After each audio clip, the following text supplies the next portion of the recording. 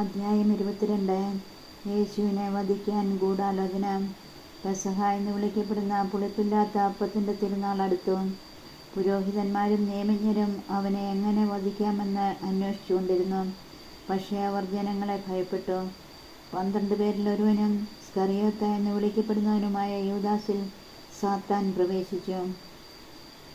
അവൻ പുരോഹിത പ്രമുഖന്മാരെയും സേനാധിപന്മാരെയും സമീപിച്ച് എങ്ങനെയാണ് യേശുവിനെ അവർക്ക് ഒറ്റിക്കൊടുക്കേണ്ടത് എന്ന് ആലോചിച്ചു. അവർ സന്തോഷിച്ച് അവന് പണം കൊടുക്കാമെന്ന് വാഗ്ദാനം ചെയ്തു. അവൻ അവർക്ക് വാക്കുകൊടുത്തു. ജനക്കൂട്ടമില്ലാത്തപ്പോൾ അവനെ ഒറ്റിക്കൊടുക്കാൻ അവൻ അവസരം പാർത്തുകൊണ്ടിരുന്നു. ശിഷ്യന്മാർ പെസഹ ഒരുക്കുന്നു.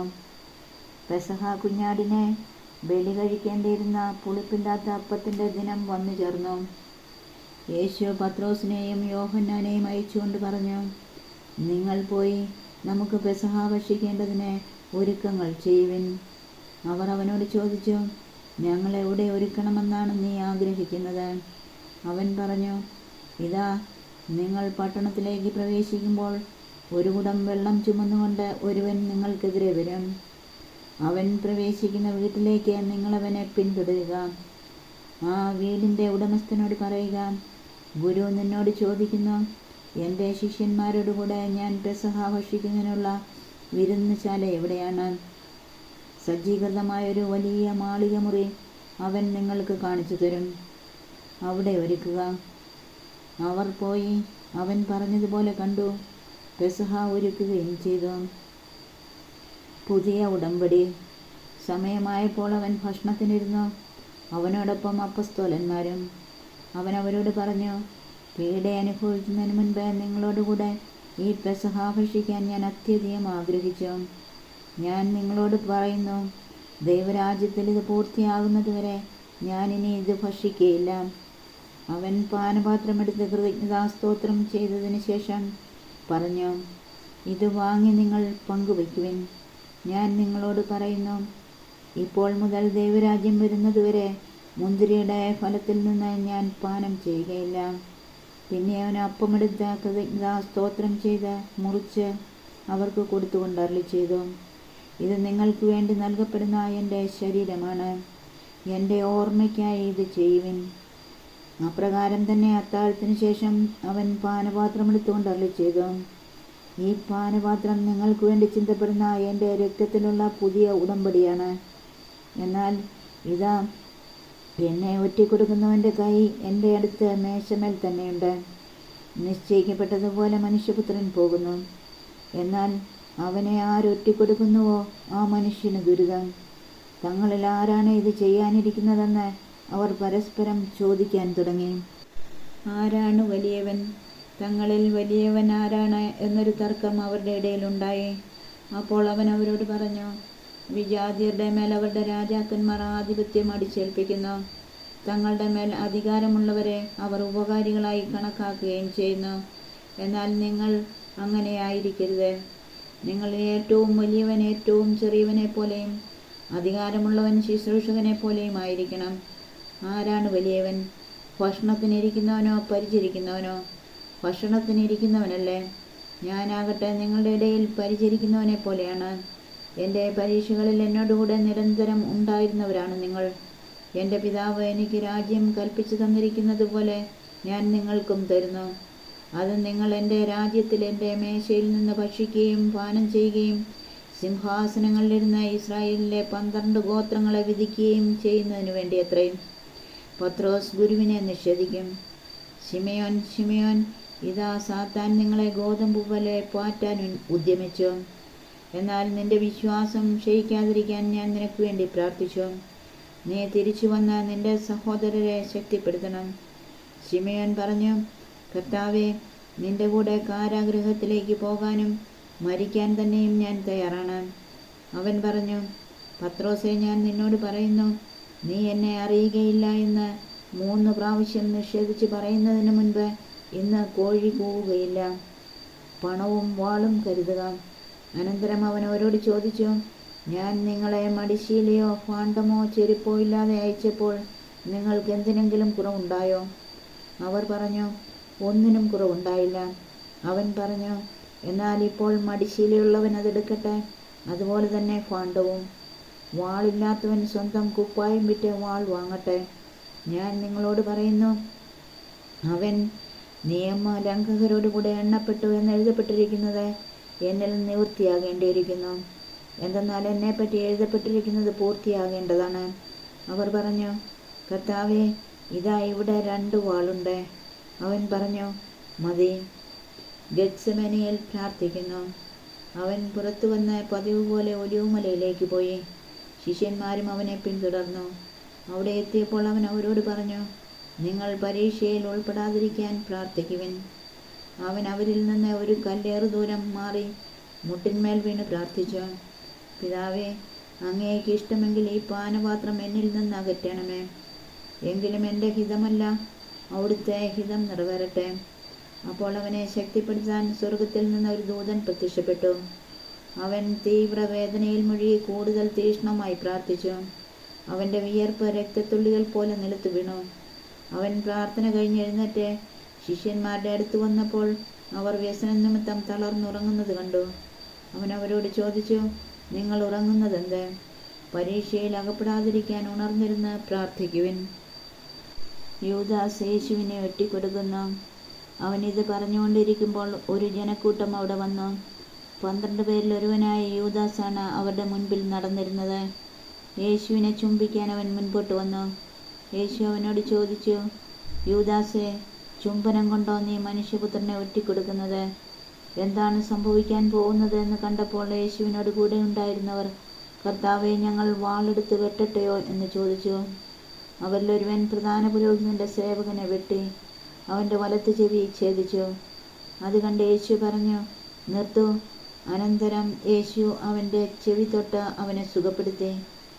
അപ്പോൾ യേശു തനിക്കെതിരായി വന്ന പുരോഹിത പ്രമുഖന്മാരോടും ദേവാലയ സേനാധിപന്മാരോടും ജനപ്രമാണികളോടും പറഞ്ഞു, കവർച്ചക്കാരനെതിരെ എന്ന പോലെ വാളും വടിയുമായി നിങ്ങൾ വന്നിരിക്കുന്നുവോ?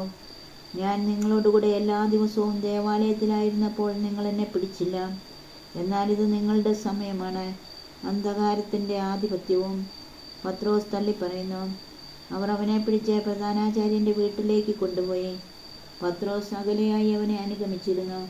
അവർ നടുമുറ്റത്ത് തീ കൂട്ടി അതിനു ചുറ്റും ഇരുന്നപ്പോൾ പത്രോസും അവരോടുകൂടെ ഇരുന്നു. അവൻ തീക്കരികെ ഇരിക്കുന്നത് കണ്ട് ഒരു പരിചാരിക സൂക്ഷിച്ചു നോക്കിയിട്ട് പറഞ്ഞു, ഇവനും അവനോടുകൂടെയായിരുന്നു.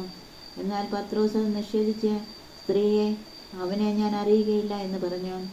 അല്പം കഴിഞ്ഞ് വേറൊരാൾ പത്രോസിനെ കണ്ടിട്ട് പറഞ്ഞു, നീയും അവരിൽ ഒരുവനാണ്. അപ്പോൾ അവൻ പറഞ്ഞു, മനുഷ്യ, ഞാനല്ല. ഏകദേശം 1 മണിക്കൂർ കഴിഞ്ഞ് വേറൊരാൾ ഉറപ്പിച്ചു പറഞ്ഞു, തീർച്ചയായും ഈ മനുഷ്യനും അവനോടുകൂടെയായിരുന്നു. ഇവനും ഗലീലക്കാരനാണല്ലോ. പത്രോസ് പറഞ്ഞു, മനുഷ്യ, നീ പറയുന്നത് എന്താണെന്ന് എനിക്കറിഞ്ഞുകൂടാ. അവനിത് പറഞ്ഞുകൊണ്ടിരിക്കുമ്പോൾ തന്നെ കോഴി കൂവി. കർത്താവ് പത്രോസിൻ്റെ നേരെ തിരിഞ്ഞ് അവനെ നോക്കി. ഇന്ന് കോഴി കൂവുന്നതിന് മുൻപ് 3 പ്രാവശ്യം നീ എന്നെ നിഷേധിക്കുമെന്ന് കർത്താവ് പറഞ്ഞ വചനം അപ്പോൾ പത്രോസ് ഓർമ്മിച്ചു. അവൻ പുറത്തുപോയി മനംനൊന്ത് കരഞ്ഞു. യേശുവിനെ പരിഹസിക്കുന്നു. യേശുവിനെ കാവൽ നിന്നിരുന്നവർ അവനെ പരിഹസിക്കുകയും അടിക്കുകയും ചെയ്തു. അവർ അവൻ്റെ കണ്ണുകൾ മൂടിക്കൊണ്ട്, നിന്നെ അടിച്ചവൻ ആരെന്ന് പ്രവചിക്കുക എന്ന് പറഞ്ഞു. അവർ അവനെ അധിക്ഷേപിച്ച് അവനെതിരായി പലതും പറഞ്ഞു. ന്യായാധിപസംഘത്തിൻ്റെ മുമ്പാകെ പ്രഭാതമായപ്പോൾ പുരോഹിത പ്രമുഖന്മാരും നിയമജ്ഞരും ഉൾപ്പെടുന്ന ജനപ്രമാണികളുടെ സംഘം സമ്മേളിച്ചു. അവർ അവനെ തങ്ങളുടെ സംഘത്തിലേക്ക് കൊണ്ടുവന്ന് പറഞ്ഞു, നീ ക്രിസ്തുവാണെങ്കിൽ അത് ഞങ്ങളോട് പറയുക. അവൻ അവരോട് പറഞ്ഞു, ഞാൻ പറഞ്ഞാൽ നിങ്ങൾ വിശ്വസിക്കുകയില്ല, ഞാൻ ചോദിച്ചാൽ നിങ്ങൾ ഉത്തരം തരികയുമില്ല. ഇപ്പോൾ മുതൽ മനുഷ്യപുത്രൻ ദൈവശക്തിയുടെ വലതുവശത്തിരിക്കും. അവരെല്ലാവരും കൂടെ ചോദിച്ചു, അങ്ങനെയെങ്കിൽ നീ ദൈവപുത്രനാണോ? അവൻ പറഞ്ഞു, നിങ്ങൾ തന്നെ പറയുന്നുവല്ലോ, ഞാനാണെന്ന്. അവർ പറഞ്ഞു, ഇനി നമുക്ക് വേറെ സാക്ഷ്യം എന്തിന്? അവൻ്റെ നാവിൽ നിന്ന് തന്നെ നാം അത് കേട്ടു കഴിഞ്ഞു. അധ്യായം 23. പീലാത്തോസിൻ്റെ മുൻപിൽ. അനന്തരം അവരുടെ സംഘം ഒന്നാകെ എഴുന്നേറ്റ് അവനെ പീലാത്തോസിൻ്റെ മുമ്പിലേക്ക് കൊണ്ടുപോയി. അവർ അവൻ്റെ മേൽ കുറ്റം ചുമത്താൻ തുടങ്ങി. ഈ മനുഷ്യൻ ഞങ്ങളുടെ ജനത്തെ വഴിതെറ്റിക്കുകയും സീസറിന് നീതി കൊടുക്കുന്നത് നിരോധിക്കുകയും താൻ രാജാവായി ക്രിസ്തുവാണെന്ന് അവകാശപ്പെടുകയും ചെയ്യുന്നതായി ഞങ്ങൾ കണ്ടിരിക്കുന്നു. പീലാത്തോസ് അവനോട് ചോദിച്ചു, നീ യഹൂദരുടെ രാജാവാണോ? അവൻ മറുപടി പറഞ്ഞു, നീ തന്നെ പറയുന്നുവല്ലോ.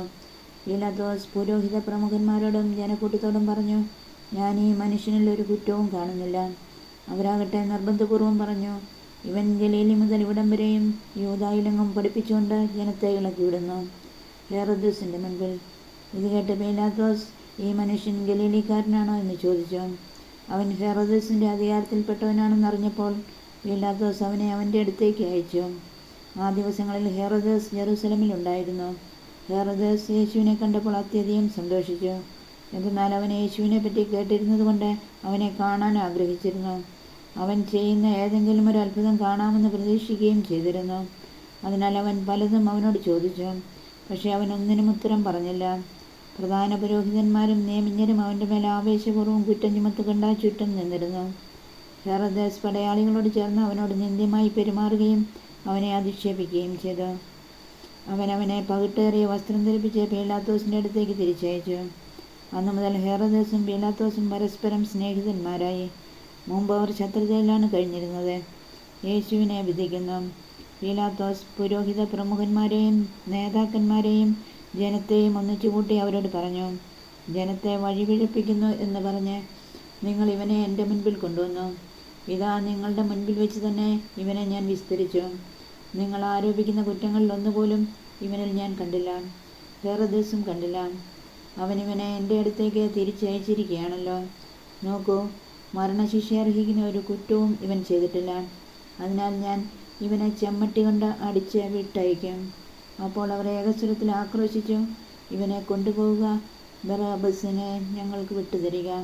പട്ടണത്തിൽ നടന്ന കലാപത്തിനും കൊലപാതകത്തിനും കാരാഗ്രഹത്തിൽ അടയ്ക്കപ്പെട്ടവനാണ് ബറാബാസ്. യേശുവിനെ വിട്ടയക്കണമെന്ന് ആഗ്രഹിച്ചുകൊണ്ട് പീലാത്തോസ് ഒരിക്കൽ കൂടി അവരോട് സംസാരിച്ചു. അവരാകട്ടെ, ക്രൂശിക്കുക, അവനെ ക്രൂശിക്കുക എന്ന് വിളിച്ചു പറഞ്ഞുകൊണ്ടിരുന്നു. പീലാത്തോസ് 3-ാം പ്രാവശ്യവും അവരോട് ചോദിച്ചു, അവൻ എന്ത് തിന്മ പ്രവർത്തിച്ചു? വധശിക്ഷ അർഹിക്കുന്ന ഒരു കുറ്റവും ഞാൻ അവനിൽ കണ്ടില്ല. അതുകൊണ്ട് ഞാനവനെ ചെമ്മട്ടി കൊണ്ടടിച്ച് വിട്ടയക്കും. അവനെ ക്രൂശിക്കണമെന്ന് അവർ നിർബന്ധപൂർവ്വം ഉച്ചത്തിൽ വിളിച്ചു പറഞ്ഞുകൊണ്ടിരുന്നു. അവസാനം അവരുടെ നിർബന്ധം തന്നെ വിജയിച്ചു. അവർ ആവശ്യപ്പെട്ടത് അനുവദിച്ചു കൊടുക്കാൻ പീലാത്തോസ് തീരുമാനിച്ചു. അവർ ആവശ്യപ്പെട്ട മനുഷ്യനെ, കലാപത്തിനും കൊലപാതകത്തിനും കാരാഗ്രഹത്തിൽ അടയ്ക്കപ്പെട്ടിരുന്നവനെ അവൻ വിട്ടയക്കുകയും യേശുവിനെ അവരുടെ ഇംഗിതത്തിന് ഏൽപ്പിച്ചു കൊടുക്കുകയും ചെയ്തു. യേശുവിനെ കുരിശിൽ തറയ്ക്കുന്നു. അവർ അവനെ കൊണ്ടുപോകുമ്പോൾ നാട്ടിൻ പുറത്തുനിന്ന് ആ വഴി വന്ന ശിമയോൻ എന്ന ഒരു കിറേനക്കാരനെ പിടിച്ചു നിർത്തി കുരിശ് ചുമലിൽ വെച്ച് യേശുവിൻ്റെ പിറകെ ചുമന്നുകൊണ്ടുവരാൻ നിർബന്ധിച്ചു. ഒരു വലിയ ജനക്കൂട്ടവും കരയുകയും മുറവിളി കൂട്ടുകയും ചെയ്തിരുന്ന സ്ത്രീകളുടെ സമൂഹവും യേശുവിൻ്റെ പിന്നാലെ പോയിരുന്നു. അവരുടെ നേരെ തിരിഞ്ഞ് യേശു പറഞ്ഞു, ജെറുസലേം പുത്രിമാരെ, എന്നെ പ്രതി നിങ്ങൾ കരയണ്ട. നിങ്ങളെയും നിങ്ങളുടെ മക്കളെയും പ്രതി കരയുവിൻ. എന്തെന്നാൽ വന്ധ്യകൾക്കും പ്രസവിക്കാത്ത ഉദരങ്ങൾക്കും പാലൂട്ടാത്ത മുലകൾക്കും ഭാഗ്യമെന്ന് പറയപ്പെടുന്ന ദിവസങ്ങൾ വരും. അന്ന് അവർ പർവ്വതങ്ങളോട് ഞങ്ങളുടെ മേൽ വീഴുക എന്നും കുന്നുകളോട് ഞങ്ങളെ മൂടിക്കളയുക എന്നും പറയാൻ തുടങ്ങും. പച്ചത്തടിയോട് അവർ ഇങ്ങനെയാണ് ചെയ്യുന്നതെങ്കിൽ ഉണങ്ങിയതിന് എന്ത് സംഭവിക്കും? കുറ്റവാളികളായ മറ്റു 2 പേരെ കൂടെ അവനോടൊപ്പം വധിക്കാൻ അവർ കൂട്ടിക്കൊണ്ടുപോയി. തലയോടെന്ന് വിളിക്കപ്പെടുന്ന ആ സ്ഥലത്തവർ വന്നു. അവിടെ അവർ അവനെ കുരിശിൽ തറച്ചു. ആ കുറ്റവാളികളെയും ഒരുവനെ അവൻ്റെ വലതുവശത്തും ഇതരനെ ഇടതുവശത്തും ക്രൂശിച്ചു. യേശു പറഞ്ഞു, പിതാവേ, അവരോട് ക്ഷമിക്കണമേ, അവർ ചെയ്യുന്നതെന്തെന്നവർ അറിയുന്നില്ല. അവൻ്റെ വസ്ത്രങ്ങൾ ഭാഗിച്ചെടുക്കാൻ അവർ കുറിയിട്ടു. ജനം നോക്കി നിന്നു. പ്രമാണികളാകട്ടെ അവനെ പരിഹസിച്ച് പറഞ്ഞു, ഇവൻ മറ്റുള്ളവരെ രക്ഷിച്ചു. ഇവൻ ദൈവത്തിൻ്റെ ക്രിസ്തുവാണെങ്കിൽ, അവിടുത്തെ തിരഞ്ഞെടുക്കപ്പെട്ടവനാണെങ്കിൽ തന്നെ രക്ഷിക്കട്ടെ. പടയാളികൾ അടുത്തു വന്ന് വിനാഗിരി കൊടുത്ത് അവനെ പരിഹസിച്ച് പറഞ്ഞു, നീ യഹൂദരുടെ രാജാവാണെങ്കിൽ നിന്നെ തന്നെ രക്ഷിക്കുക.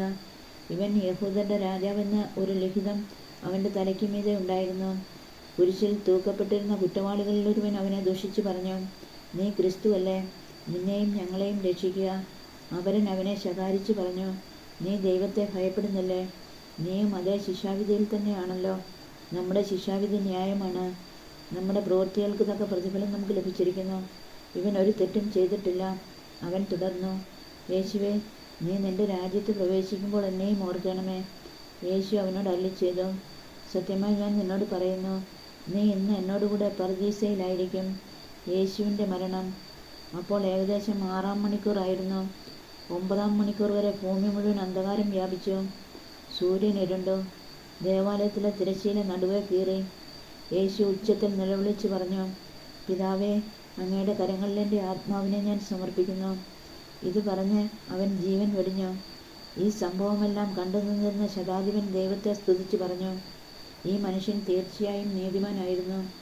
കാഴ്ച കാണാൻ കൂടിയിരുന്ന ജനക്കൂട്ടം ഇതെല്ലാം കണ്ട് മാറത്തടിച്ചുകൊണ്ട് തിരിച്ചുപോയി. അവൻ്റെ പരിചയക്കാരും ഗലീലയിൽ നിന്ന് അവനെ അനുഗമിച്ചിരുന്ന സ്ത്രീകളും അകലെ ഇതെല്ലാം കണ്ടുകൊണ്ട് നിന്നിരുന്നു. യേശുവിനെ സംസ്കരിക്കുന്നു. യഹൂദരുടെ ഒരു പട്ടണമായ അരിമത്തിയായിൽ നിന്നുള്ള ജോസഫ് എന്നൊരുവൻ അവിടെ ഉണ്ടായിരുന്നു. ആലോചനാ സംഘത്തിലെ അംഗമായ അവൻ നല്ലവനും നീതിമാനുമായിരുന്നു. അവൻ അവരുടെ ആലോചനകളിലോ പ്രവൃത്തികളിലോ പങ്കുചേർന്നിരുന്നില്ല, ദൈവരാജ്യം പ്രതീക്ഷിച്ചിരിക്കുകയുമായിരുന്നു. അവൻ പീലാത്തോസിൻ്റെ അടുത്തെത്തി യേശുവിൻ്റെ ശരീരം ചോദിച്ചു. അവനത് താഴെ ഇറക്കി ഒരു തുണിയിൽ പൊതിഞ്ഞ് പാറയിൽ വെട്ടിയുണ്ടാക്കിയതും ആരെയും അന്നുവരെ സംസ്കരിച്ചിട്ടില്ലാത്തതുമായ ഒരു കല്ലറയിൽ വെച്ചു. അന്ന് ഒരുക്കത്തിന് ദിവസമായിരുന്നു, സാബത്തിൻ്റെ ആരംഭവുമായിരുന്നു. ഗലീലയിൽ നിന്ന് യേശുവിനോടൊപ്പം വന്നിരുന്ന സ്ത്രീകൾ അവനോടൊപ്പം പോയി കല്ലറ കണ്ടു. അവൻ്റെ ശരീരം എങ്ങനെ സംസ്കരിച്ചുവെന്നും കണ്ടു. അവർ തിരിച്ചു ചെന്ന് സുഗന്ധദ്രവ്യങ്ങളും ലേപന വസ്തുക്കളും തയ്യാറാക്കി. സാബത്തിൽ അവർ നിയമാനുസൃതം വിശ്രമിച്ചു. അധ്യായം 24. യേശുവിൻ്റെ പുനരുത്ഥാനം. അവർ തയ്യാറാക്കി വെച്ചിരുന്ന സുഗന്ധദ്രവ്യങ്ങളുമായി ആഴ്ചയുടെ ആദ്യ ദിവസം അതിരാവിലെ കല്ലറയുടെ അടുത്തേക്ക് പോയി. കല്ലറയിൽ നിന്ന് കല്ല് ഉരുട്ടി മാറ്റിയിരിക്കുന്നതായി അവർ കണ്ടു. അവർ അകത്ത് കടന്ന് നോക്കിയപ്പോൾ കർത്താവായ യേശുവിൻ്റെ ശരീരം കണ്ടില്ല. ഇതിനെക്കുറിച്ച് അമ്പരന്ന് നിൽക്കവേ 2 പേർ തിളങ്ങുന്ന വസ്ത്രങ്ങൾ ധരിച്ച് അവർക്ക് പ്രത്യക്ഷപ്പെട്ടു. അവർ ഭയപ്പെട്ട് മുഖം കുനിച്ചു. അപ്പോൾ അവർ അവരോട് പറഞ്ഞു, ജീവിച്ചിരിക്കുന്നവനെ നിങ്ങൾ മരിച്ചവരുടെ ഇടയിൽ അന്വേഷിക്കുന്നതെന്തിന്? അവൻ ഇവിടെ ഇല്ല, ഉയർപ്പിക്കപ്പെട്ടു. മനുഷ്യപുത്രൻ പാപികളുടെ കയ്യിൽ ഏൽപ്പിക്കപ്പെടുകയും ക്രൂശിക്കപ്പെടുകയും 3-ാം ദിവസം ഉയർത്തെഴുന്നേൽക്കുകയും ചെയ്യേണ്ടിയിരിക്കുന്നുവെന്ന് താൻ ഗലീലയിൽ ആയിരുന്നപ്പോൾ തന്നെ അവൻ നിങ്ങളോട് പറഞ്ഞത് ഓർമ്മിക്കുവിൻ. അപ്പോൾ അവർ അവൻ്റെ വാക്കുകൾ ഓർമ്മിച്ചു. കല്ലറയിൽ നിന്ന് തിരിച്ചു വന്ന അവർ ഇതെല്ലാം 11 പേരെയും മറ്റെല്ലാവരെയും അറിയിച്ചു. മഗ്ദലന മറിയവും യോവന്നയും യാക്കോബിൻ്റെ അമ്മയായ മറിയവും അവരുടെ കൂടെ ഉണ്ടായിരുന്ന മറ്റ് സ്ത്രീകളുമാണ് ഇക്കാര്യങ്ങൾ അപ്പസ്തോലന്മാരോട് പറഞ്ഞത്. അവർക്കാകട്ടെ ഈ വാക്കുകൾ കെട്ടുകഥ പോലെയേ തോന്നിയുള്ളൂ. അവർ അവരെ വിശ്വസിച്ചില്ല. എന്നാൽ പത്രോസ് എഴുന്നേറ്റ് കല്ലറയിങ്കലേക്ക് ഓടി കുനിഞ്ഞ് അകത്തേക്ക് നോക്കിയപ്പോൾ അവനെ പൊതിഞ്ഞിരുന്ന തുണികൾ തനിയെ കിടക്കുന്നത് കണ്ടു. സംഭവിച്ചതിനെപ്പറ്റി വിസ്മയിച്ചുകൊണ്ട് അവൻ തിരിച്ചുപോയി. എമ്മാവൂസിലേക്ക് പോയ ശിഷ്യന്മാർ.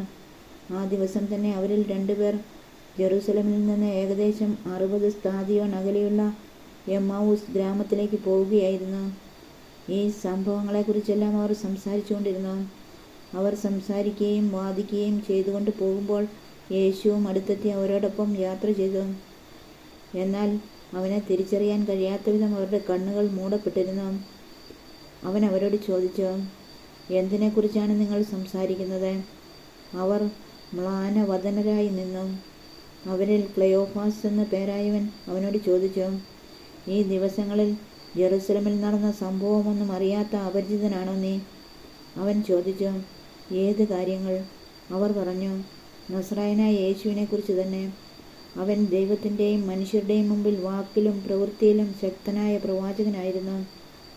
ഞങ്ങളുടെ പുരോഹിത പ്രമുഖന്മാരും നേതാക്കളും അവനെ മരണവിധി കേൾപ്പിച്ചു കൊടുക്കുകയും ക്രൂശിക്കുകയും ചെയ്തു. ഇസ്രായേലിനെ മോചിപ്പിക്കാനുള്ളവൻ ഇവനാണ് എന്ന് ഞങ്ങൾ പ്രതീക്ഷിച്ചിരുന്നു. ഇതൊക്കെ സംഭവിച്ചിട്ട് ഇത് 3-ാം ദിവസമാണ്. ഞങ്ങളുടെ കൂട്ടത്തിലുള്ള ചില സ്ത്രീകൾ ഞങ്ങളെ വിസ്മയിപ്പിച്ചു. ഇന്ന് രാവിലെ അവർ കല്ലറയിങ്കൽ പോയിരുന്നു. അവൻ്റെ ശരീരം അവർ അവിടെ കണ്ടില്ല. അവർ തിരിച്ചു വന്ന് തങ്ങൾക്ക് ദൂതന്മാരുടെ ദർശനമുണ്ടായെന്നും അവൻ ജീവിച്ചിരിക്കുന്നുവെന്ന് അറിയിച്ചുവെന്നും പറഞ്ഞു. ഞങ്ങളുടെ കൂടെ ഉണ്ടായിരുന്നവരിൽ ചിലരും കല്ലറയിങ്കിലേക്ക് പോയി സ്ത്രീകൾ പറഞ്ഞതുപോലെ തന്നെ കണ്ടു. എന്നാൽ അവനെ അവർ കണ്ടില്ല. അപ്പോൾ അവൻ അവരോട് പറഞ്ഞു, ഭോഷന്മാരെ, പ്രവാചകന്മാർ പറഞ്ഞിട്ടുള്ളത് വിശ്വസിക്കാൻ കഴിയാത്ത വിധം ഹൃദയം മന്ദീഭവിച്ചവരെ, ക്രിസ്തു ഇതെല്ലാം സഹിച്ച് മഹത്വത്തിലേക്ക് പ്രവേശിക്കേണ്ടിയിരുന്നില്ലേ? മോശ തുടങ്ങിയ എല്ലാ പ്രവാചകന്മാരും വിശുദ്ധ ലിഖിതങ്ങളിൽ തന്നെപ്പറ്റി എഴുതിയിരുന്നവയെല്ലാം അവനവർക്ക് വ്യാഖ്യാനിച്ചു കൊടുത്തു. അവർ എത്തേണ്ടിയിരുന്ന ഗ്രാമത്തോടടുത്തു. അവനാകട്ടെ യാത്ര തുടരുകയാണെന്ന് ഭാവിച്ചു. അവർ അവനെ നിർബന്ധിച്ചുകൊണ്ട് പറഞ്ഞു, ഞങ്ങളോടുകൂടെ താമസിക്കുക, നേരം വൈകുന്നു, പകൽ അസ്തമിക്കാറായി. അവൻ അവരോട് കൂടെ താമസിക്കുവാൻ കയറി. അവരോടൊപ്പം ഭക്ഷണത്തിനിരുന്നപ്പോൾ അവൻ അപ്പം എടുത്ത് ആശീർവദിച്ച് മുറിച്ച് അവർക്ക് കൊടുത്തു. അപ്പോൾ അവരുടെ കണ്ണ് തുറക്കപ്പെട്ടു. അവർ അവനെ തിരിച്ചറിഞ്ഞു. പക്ഷേ അവൻ അവരുടെ മുൻപിൽ നിന്ന് അപ്രത്യക്ഷനായി. അവർ പരസ്പരം പറഞ്ഞു, വഴിയിൽ വെച്ച് അവൻ വിശുദ്ധലിഖിതം വിശദീകരിച്ചുകൊണ്ട് നമ്മോട് സംസാരിച്ചപ്പോൾ നമ്മുടെ ഹൃദയം ജ്വലിച്ചിരുന്നില്ലേ? അവർ അപ്പോൾ തന്നെ എഴുന്നേറ്റ് ജെറുസലേമിലേക്ക് തിരിച്ചുപോയി. അവിടെ കൂടിയിരുന്ന 11 പേരെയും അവരോടൊപ്പം ഉണ്ടായിരുന്നവരെയും കണ്ടു. കർത്താവ് സത്യമായും ഉയർത്തെഴുന്നേറ്റു, ശിമയോന് പ്രത്യക്ഷപ്പെട്ടുവെന്ന് അവർ പറഞ്ഞുകൊണ്ടിരിക്കുകയായിരുന്നു. വഴിയിൽ വെച്ച് സംഭവിച്ചതും അപ്പം മുറിക്കുമ്പോൾ തങ്ങൾ അവനെ തിരിച്ചറിഞ്ഞതും അവരും വിവരിച്ചു. യേശു ശിഷ്യഗണത്തിന് പ്രത്യക്ഷനാകുന്നു. അവർ ഇത് പറഞ്ഞുകൊണ്ടിരിക്കുമ്പോൾ യേശു അവരുടെ മധ്യേ പ്രത്യക്ഷനായി അവരോട് അരുളിച്ചെയ്തു, നിങ്ങൾക്ക് സമാധാനം. അവർ ഭയന്ന് വിറച്ചു. ഭൂതത്തെയാണ് കാണുന്നതെന്ന് അവർ വിചാരിച്ചു. അവൻ അവരോട് ചോദിച്ചു, നിങ്ങൾ അസ്വസ്ഥരാകുന്നതെന്തിന്? നിങ്ങളുടെ മനസ്സിൽ ചോദ്യങ്ങൾ ഉയരുന്നതും എന്തിന്? എൻ്റെ കൈകളും കാലുകളും കണ്ട ഇത് ഞാൻ തന്നെയാണെന്ന് മനസ്സിലാക്കുവിൻ. എന്നെ സ്പർശിച്ചു നോക്കുവിൻ. എനിക്കുള്ളതുപോലെ മാംസവും അസ്ഥികളും ഭൂതത്തിനില്ലല്ലോ. എന്നിട്ടും അവർ സന്തോഷാധിക്യത്താൽ അവിശ്വസിക്കുകയും അത്ഭുതപ്പെടുകയും ചെയ്തപ്പോൾ അവൻ അവരോട് ചോദിച്ചു, ഇവിടെ ഭക്ഷിക്കാൻ എന്തെങ്കിലും ഉണ്ടോ? ഒരു കഷ്ണം വറുത്ത മീൻ അവർ അവന് കൊടുത്തു. അവൻ അതെടുത്ത് അവരുടെ മുൻപിൽ വെച്ച് ഭക്ഷിച്ചു. അവൻ അവരോട് പറഞ്ഞു, മോശയുടെ നിയമത്തിലും പ്രവാചകന്മാരിലും സങ്കീർത്തനങ്ങളിലും എന്നെക്കുറിച്ച് എഴുതപ്പെട്ടിരിക്കുന്നതെല്ലാം പൂർത്തിയാകേണ്ടിയിരിക്കുന്നു എന്ന് ഞാൻ നിങ്ങളോട് കൂടെ ആയിരുന്നപ്പോൾ പറഞ്ഞിട്ടുണ്ടല്ലോ. വിശുദ്ധ ലിഖിതങ്ങൾ ഗ്രഹിക്കാൻ തക്കവിധം അവരുടെ മനസ്സ് അവൻ തുറന്നു. അവൻ പറഞ്ഞു, ഇങ്ങനെ എഴുതപ്പെട്ടിരിക്കുന്നു, ക്രിസ്തു സഹിക്കുകയും 3-ാം ദിവസം മരിച്ചവരിൽ നിന്ന് ഉയർത്തെഴുന്നേൽക്കുകയും ചെയ്യണം. പാപമോചനത്തിനുള്ള അനുതാപം അവൻ്റെ നാമത്തിൽ ജെറുസലേമിൽ ആരംഭിച്ച് എല്ലാ ജനതകളോടും പ്രഘോഷിക്കപ്പെടേണ്ടിയിരിക്കുന്നു. നിങ്ങൾ ഇവയ്ക്ക് സാക്ഷികളാണ്. ഇതാ എൻ്റെ പിതാവിൻ്റെ വാഗ്ദാനം നിങ്ങളുടെ മേൽ ഞാൻ അയക്കുന്നു. ഉന്നതത്തിൽ നിന്ന് ശക്തി ധരിക്കുന്നതുവരെ നഗരത്തിൽ തന്നെ വസിക്കുവിൻ. യേശുവിൻ്റെ സ്വർഗാരോഹണം. അവൻ അവരെ ബഥാനിയ വരെ കൂട്ടിക്കൊണ്ടുപോയി കൈകളുയർത്തി അവരെ അനുഗ്രഹിച്ചുകൊണ്ടിരിക്കെ അവൻ അവരിൽ നിന്ന് മറയുകയും സ്വർഗത്തിലേക്ക് സംഭവിക്കപ്പെടുകയും ചെയ്തു. അവർ അവനെ ആരാധിച്ചു. അത്യന്തം ആനന്ദത്തോടെ ജെറുസലേമിലേക്ക് മടങ്ങി. അവർ ദൈവത്തെ സ്തുതിച്ചുകൊണ്ട് സദാസമയവും ദേവാലയത്തിൽ കഴിഞ്ഞുകൂടി.